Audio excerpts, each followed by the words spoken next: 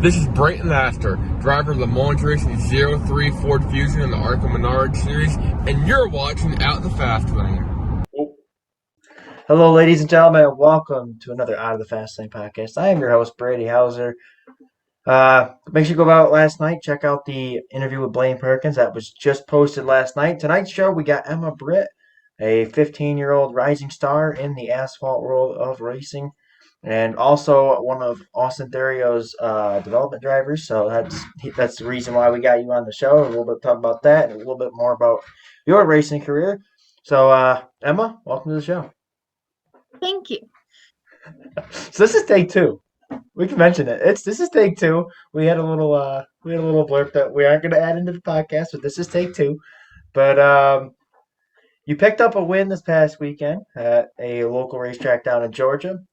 What track was that? And tell me a little bit about that. It was Chris Motorsport Park in Cordele, Georgia. And so we had a double feature last Saturday, and I qualified third for the first feature and tried to make a pass on the outside, which ultimately made me finish P2 in my class. And then race 2, I got inverted to pole, and I led my whole feature for my class and won my first ever outlaw race.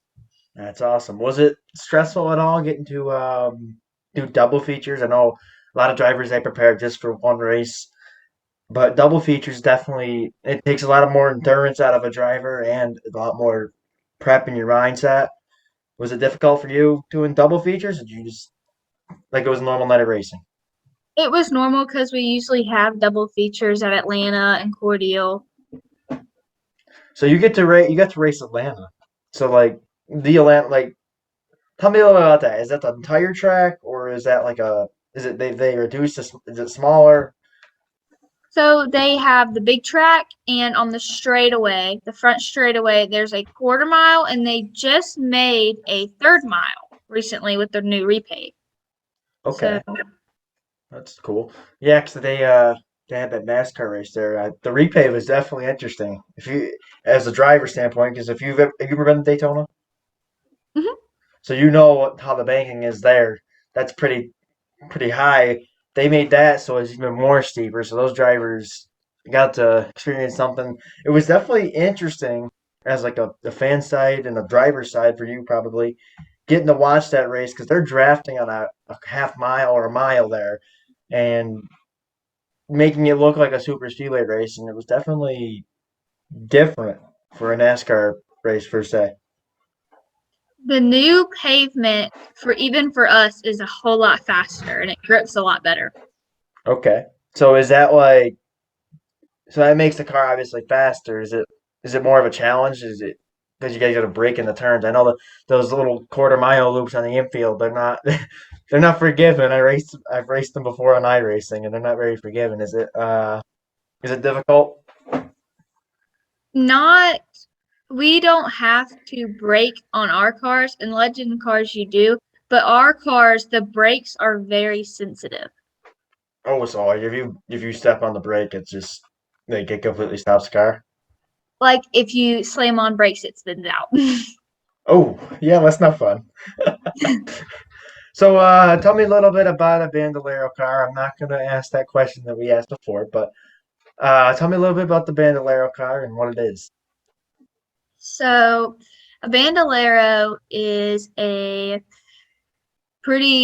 like a go-kart with a roll cage and a body. And it's usually ran on like uh, quarter mile tracks, and they also run at tracks like Chris Motorsports Park, which also runs supers and trucks. And also some people like Kyle Busch and Chase Elliott that have ran like Snowball Derby, like big events like that. They have a Speed Fest event, and sometimes they'll come and run that in a super. So you're in Georgia, so Five Flags is pretty close. How far away are you from Five Flags Speedway? About 6 hours. Oh, so you're not close. I thought Georgia was a little. Okay, I was a little off. It's close, but not. Not completely close. It's in Georgia, but it's not right near you. Okay.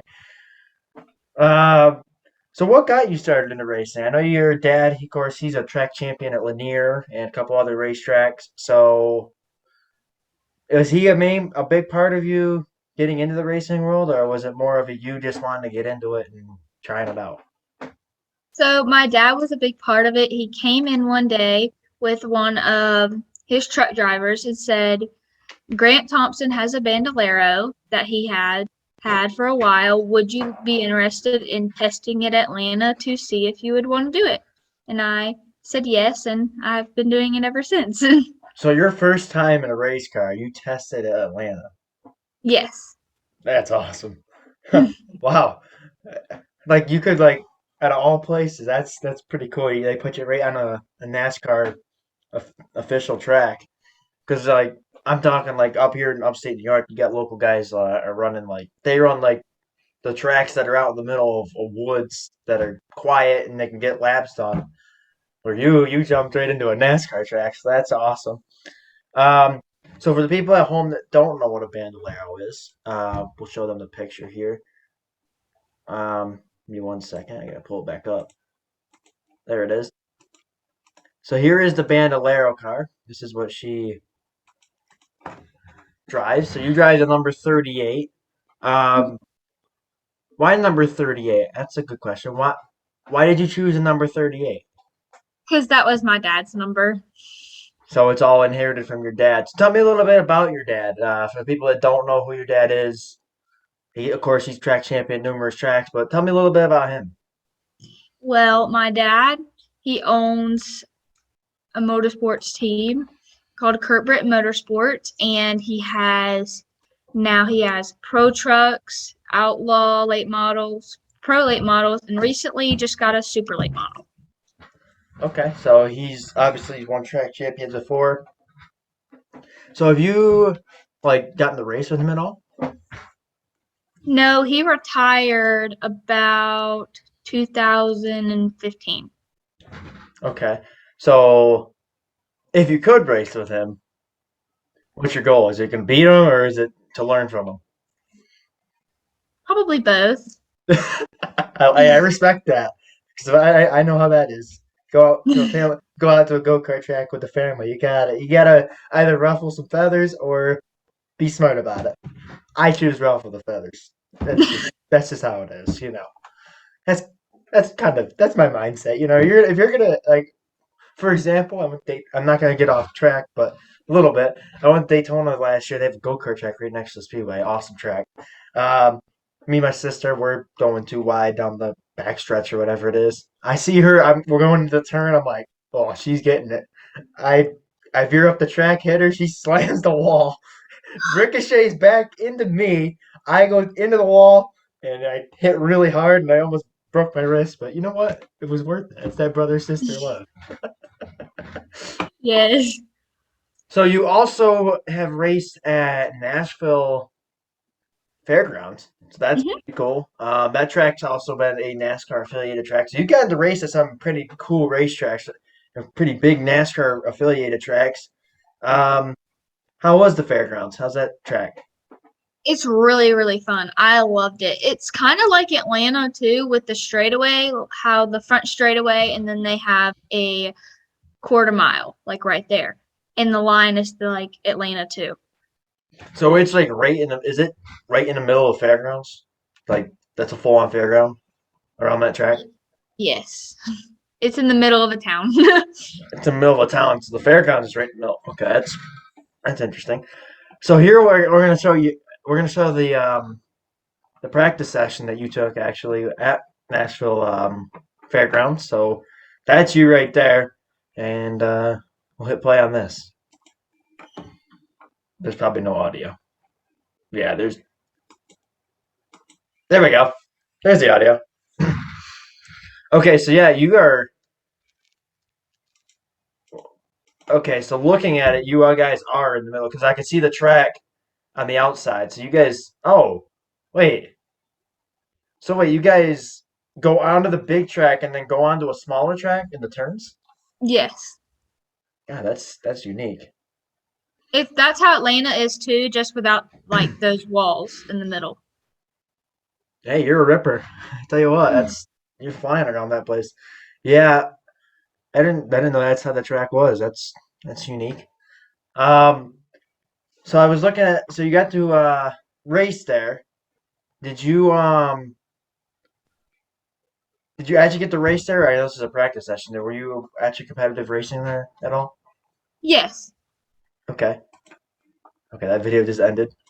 So that's a video of you racing there. So getting to race at Nashville Fairgrounds, how was that? It was very fun. We ran before one of their national events, and I finished P2. And during the national event, it was kind of a little bit wild, and I probably finished the first race there. I unfortunately didn't get to finish. The second race, I got about fourth. That's not bad. Yeah. So here's a question I like to ask. So for a driver, in your perspective, getting into a wreck, is it hard? Is it hard to process what happens in the wreck, or what do you think? What's going on in your mind when you're wrecking? What do you mean? Like Like what's how going it through your happened? what's going through your thought process when you're in the middle of a wreck? How to first off know if my car is damaged enough where I have to come off the track or go to the hot grid, and if it's something that could have been prevented, then next time know what to look for before doing what happened. Okay, now that's good. I've only been in one wreck. I told you about it already. Thanks to my sister for that. But in her defense, I tried taking her out. She took me out. I hit the wall. That happens. That's racing. So you get to work with Synergy Speed Labs as well. I was reading a little bit about that. Can you tell me a little bit about that? I'm very new to that. I don't know much about Synergy Speed Labs, so maybe you can tell me a little bit about that. So actually, Synergy Speed Lab is something that my school made. The owners of my school, named the Moody's, their son races legend cars, and they wanted to incorporate racing to everybody at our school in a class we call Synergy. So they made these track and they made these cars out of Legos that is still being built and put together, but to show everybody like how you make the cars, how you fix them, and Wow, that's cool. My school, that'd be cool to have at my school. So you guys have a class that's just like strictly based on racing? well, it's more based on like creativity and like what sparks your imagination and stuff like that. And that's one thing that a lot of people love at our school are cars and just draws a lot of attention and like how you build them and how they run and what makes it faster. So like creativity wise, so you're thinking, so like, does it help? Do they show like how to like make a paint scheme or something like that? Yes, some things like that, like more things that will help them through life, like spark, oh, I know how to do this later on in life, like paint Okay. schemes or Changing a things. tire. Yes. I just learned how to do that a couple of years ago, so I'm glad I know how to do that now. Because you never know when you're going to the pits and somebody you know comes out and they need pit crew to get on them. Because especially upstate where I'm from, we have so many. Well, we have a lot of people that are at our tracks, but you never know. Like I had to change a tire last year for somebody. You never know when car is going to come down pit road and they need to get right back out on the track. So if you're one of the first ones there, you got to know how to do that stuff. So that's cool that your school teaches you guys that. I wish my school could do that. That'd be kind of neat. So in racing, you get to meet a lot of people, but you also get to race a lot against a lot of people. Who are some of the people you get to race against on a weekly basis? There is my one of my best friends, and me and her actually we both started racing at the same time. We both practiced the same car, and we both got into it. First race was together, and her name's Caitlin Hicks, and I've got let's see, I have her, and I have one of my teammates named Billy Lee the Third, I was B3. just gonna ask you about your teammates though, because I saw the picture of you and your teammates together. So is Caitlin a part of your team as well? Yes, her brother's a part of my dad's Kurt Britt Motorsports, and me and her have raced together on the same team. Okay, that's neat. Um, Hold on one second. I'm gonna find that photo. Maybe I don't have it right yet.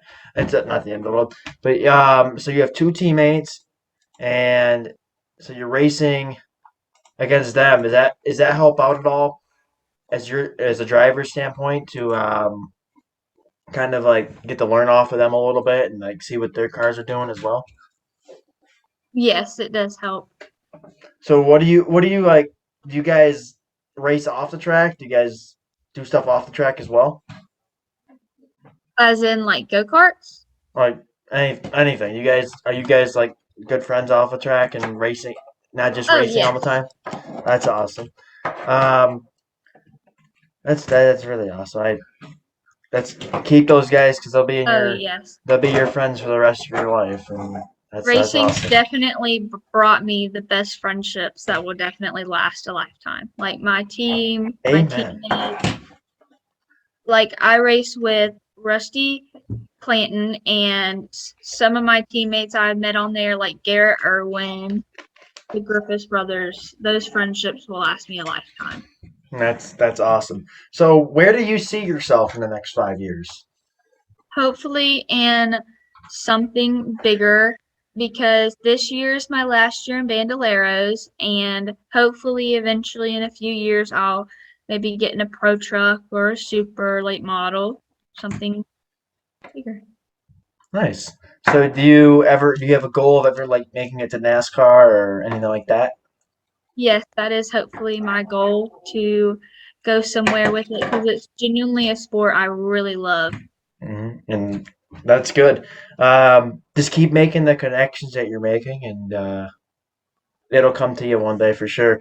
So you are one of Austin Terrio's development drivers. He coaches you to become a better driver and a better person, and a whole bunch of stuff like that. And with the media, and of course, media is a big part of racing. So this is your first podcast, and first of all, you're doing a great job. But second of all, getting to work with him, he's got the experience. He's been in NASCAR. He's won a championship in NASCAR, ARCA champion. How has he been towards you with your career, like kind of boosting you to become the next big thing? He's been really great. He has been so nice and very helpful. He's just a really good guy. And how is that development program go? Is he coaching you how to become a better driver? Or is it more of a how to just is it? Tell me a little bit about it. He coaches me and shows me what I did wrong and helps me improve my mistakes and ultimately improves me as a driver and a person. That's awesome. So yeah, Austin came on the show a couple weeks ago, and he was telling me about some of the drivers, and he mentioned you, and he was telling me how you had a bright future. So that's it's good that you're learning from one of the best. I can tell you that right now. So keep after it. Okay, I don't know what this is a question I asked Blaine last night. It's kind of putting you on the spot. I don't know if you don't want to answer it, it's okay. It's definitely so the Mount Rushmore has four heads, as you know. Um, in racing, who are the four people that are on Mount Rushmore? Or what? Apart, or if there was a racing Mount Rushmore, who are the four drivers that are going to be a part of it? Hmm. It's definitely putting you on the spot. I'll answer mine first. I said Richard Petty, Jimmy Johnson, Dale Sr., and I threw in Lewis Hamilton as well. He's kicking butt. So for you, who would it be for you?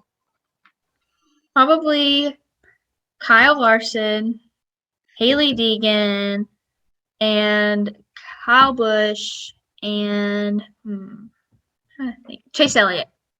Okay, so you went with more current. So you mentioned Haley Deegan. Have you gotten to get in touch with her at all about your racing career? I have. I've seen her twice at Snowball Derby of 2020 and also seen her at Atlanta some for the NASCAR races. So has she been able to give you any advice going into the racing world and getting to that next level? Yes. That's awesome. So, and then of course for me, my dirt background, I don't expect you to answer this because you come from asphalt, but for dirt background, I chose Scott Bloomquist, Steve Kinzer, Brian Clausen, and Jumpin' Jack Johnson. So that's dirt side, but yeah, that's cool. So if you could race against any driver, past or present, who would it be and why? Probably have to be Richard Petty Why? because he's just a really good driver, and I feel like if I raced against him, I would learn a lot and improve a lot. And of course, being he's one of the best that's ever stepped into the racing world, 7-time champion. Only 3 drivers have done that, so definitely an impressive driver and definitely a great one to pick. Personally, I would love to race with Stuart Friesen because he's local boy from right here in upstate New York. For almost 20, he lives 20 minutes from my house, so I would love to get to trade some dirt with him on a dirt track somewhere, or even on a go kart track somewhere. That's kind of my overall goal. But yeah, that's cool. So I was also told that you were part of you got to go on PRN. Is that right? Yes. How was that? Pretty neat. Who'd you get to talk to on PRN with? She's looking at the mom. Yeah, I'm trying to pull up who it was that we spoke with. I think it was Lenny. It's all cool. So yeah, PRN obviously they're the secondary like broadcasting for all NASCAR. So you got MRN and you got PRN. So they PRN covers numerous tracks and then MRN covers numerous tracks for the track audio. So like if you go to a racetrack and you're there for the NASCAR event, of course you hear MRN or PRN. That's usually what's on the loudspeaker. So that's for people at home that don't know what that is. So I know Mike Bagley works there. I've chatted with him once before. He's a very nice guy as well. But yeah, PRN is definitely one of the more premier racing networks of the racing world. And I just said the name. That was not pun intended, but yeah. So that's they're one of the better broadcasting like right now, and that's kind of where I could see myself in 5 years. You'll be on the racetrack, and I'll be calling the race up in the grandstands. And then I'll be able to go back and say to somebody, I interviewed her when she was 15 years old. So that's awesome.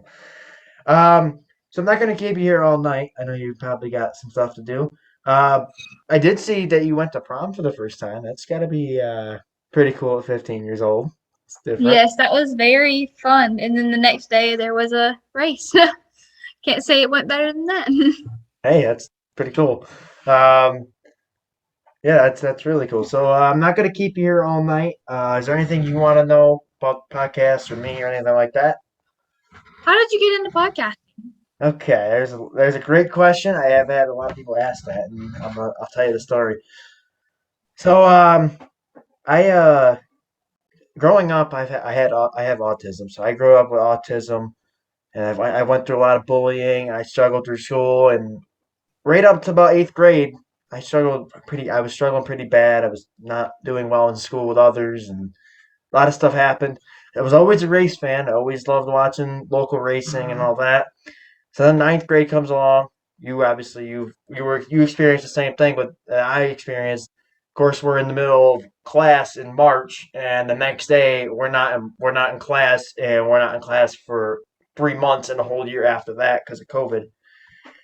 So March hits, and I'm bored in my house, quarantine. NASCAR's not happening. No racetracks are open. The NASCAR Pro Invitational was on TV for the NASCAR iRacing series, and Landon Castle he's streaming live on Twitch at that time, and so I contact him and I go, "Yo, I want to start a podcast. I don't know what it's gonna do. I don't know where it's gonna lead. I'm looking for a guest. How about we interview after one of your pro invitationals? Well, I kid you not. He goes out and he almost wins the thing. He finishes third that night. So we get on Instagram Live, and I'm not that clip. You can go back and watch that if you really want to. It was not very good. I was as nervous as ever.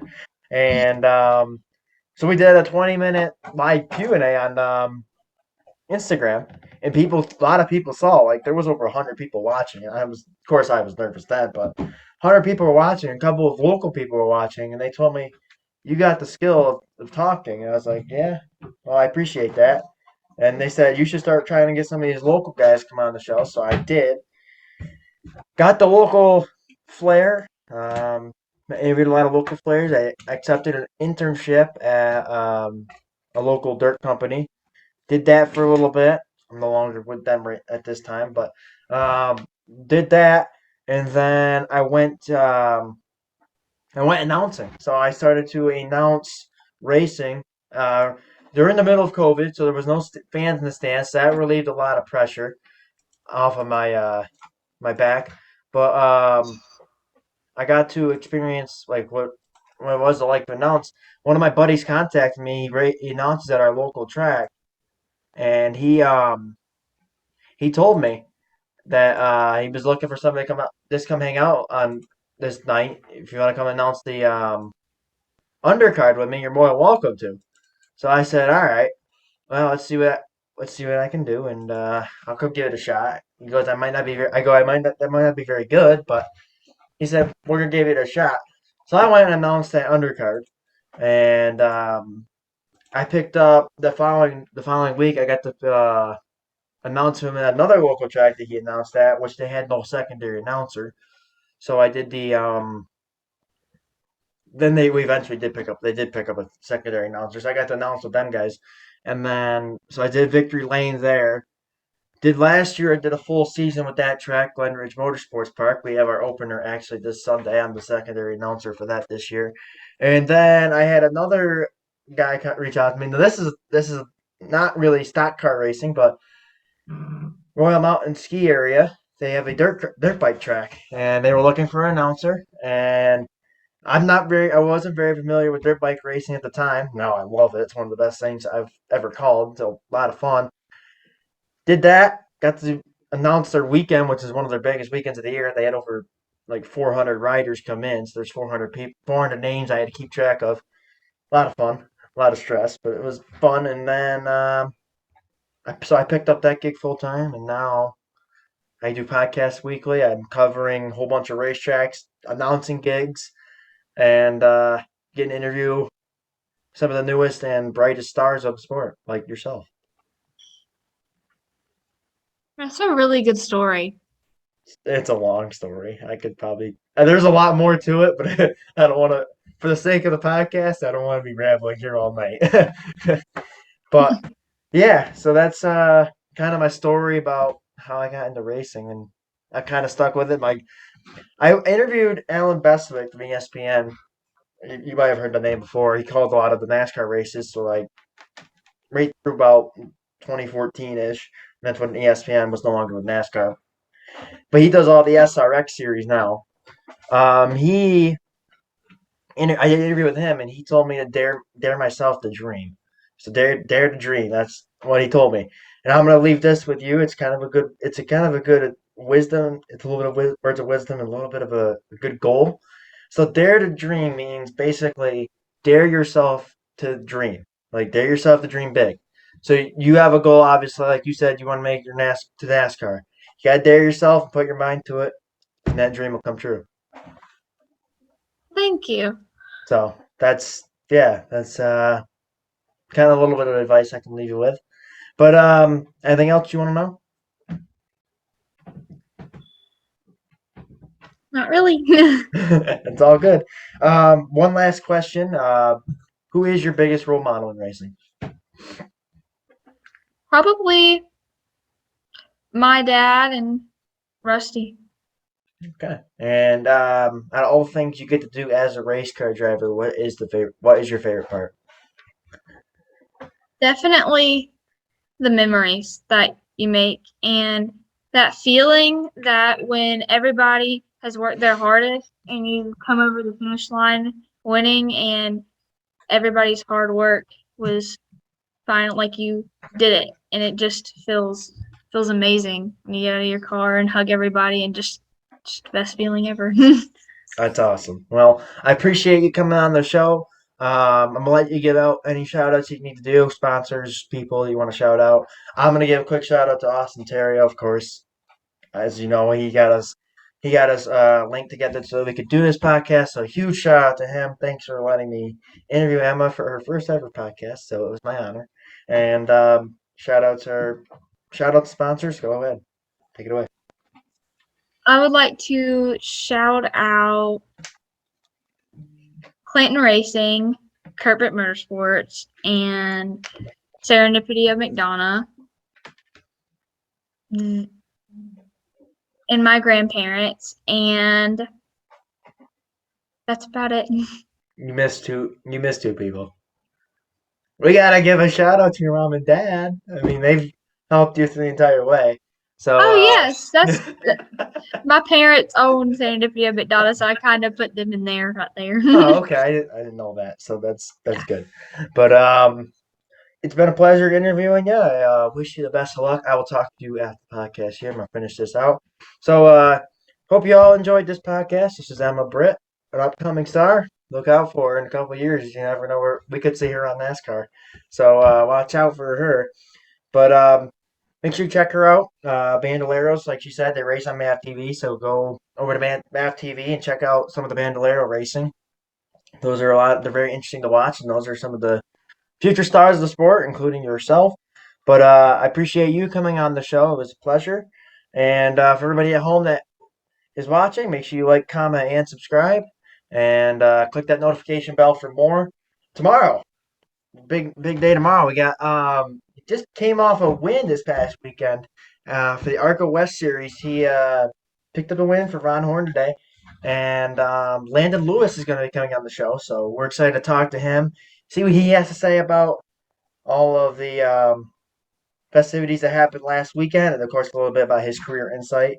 And also we're going to be back at Albany, Saratoga tentatively on Friday, and then the Ridge opens this Sunday. So if you're looking for something to do on a Sunday night, come up to Glen Ridge Motorsports Park, check it out, and I'll be there. Of course, I'm going to be doing all the secondary announcing, all the undercard and the victory lanes alongside Toby LaGrange. So go check, make sure you come up and check that out. And other than that, hope you all enjoyed. Emma, it was a pleasure having you on the show. So thanks for coming on. And we'll see you in the next one. Take care.